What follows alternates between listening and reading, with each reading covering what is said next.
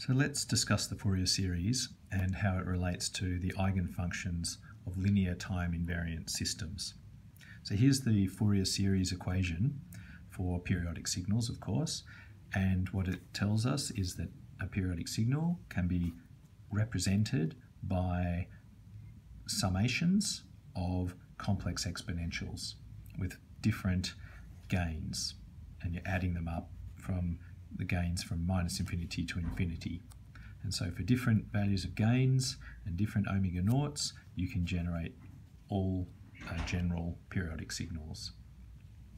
And let's look at one of the terms in this summation, just to remind ourselves what it is physically. Let's pick when k equals 1, we've got e to the j omega naught t, and we'll just remind ourselves, I always think it's good to remind ourselves what this is physically. Well, it's a cos wave in the real part, plus an imaginary part which is a sine wave. And again, I always just like thinking what that means. So this is a cos wave here. It's a waveform with time, and here's the cos wave. It's at a particular frequency. This one's omega naught, and this one's a sine wave, which is at the same frequency, omega naught, but it's a sine wave, so it starts at 0. At 0 time, it crosses through 0. So this is a complex exponential, and it's got a real part of a cos, an imaginary part as a sine. And what does that mean? Well, again, let's remind ourselves, this is a way of representing something that has an amplitude and a phase. Okay, so let's just see what happens for this one element of this summation in the Fourier series when it goes into a linear time invariant system. So linear time invariant systems, of course, they're linear, they don't vary with time, as the name suggests.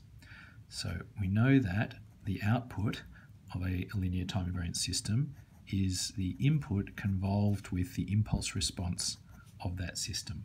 So let's use this waveform here that we've picked out of this summation as an example and see what happens with this one. So the equation for convolution is h of tau x of t minus tau d tau.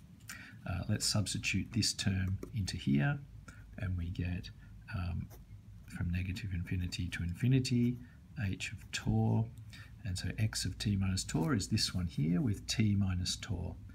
Now this has got e to the j omega in brackets t minus tau. Now I can write that as two terms because it's in the power. There's t minus tau, then it's going to be two terms multiplied by each other. Let me do it that way. E to the j omega naught t times e to the j omega naught with a negative tau, d tau. Now let's look at this. This is an integral over tau. Anything that's constant can be taken out of the integral, and this term here does not depend on tau, so that can be taken out of the integral. So we now have an integral from negative infinity to infinity of h of tau e to the minus j omega naught tau d tau times e to the j omega naught of t. And I think you can see this is the original input. So for x of t, for an let me call this x1 of t. I'll call that x1 of t. That's one component from this summation, just to avoid confusion. So this is when we're putting just that exponential in here when k equals 1. We put that one into our linear system, and it comes out of our linear system multiplied by something which does not depend on time. So this only depends on omega naught, and we use this terminology here, h of j omega naught. So this is a scalar which only depends on the frequency, omega naught, multiplying by our original complex exponential waveform that looked like this. So what conclusions can we draw from this? Because the waveform that went in, this one, came out with a scalar multiple, because it came out with a scalar multiple, it is an eigen function. This is a function, this is the function here, is come out of our linear time invariant system without a change to the way it changes with time, only a change in its amplitude and phase. So it's an eigen function, and we call this an eigenvalue. So what are some other things we can learn from this? Okay, one thing is a complex exponential at a particular frequency going into a linear time invariant system comes out at that frequency. That's an important concept. The linear time invariant system does not change the frequency of a complex exponential.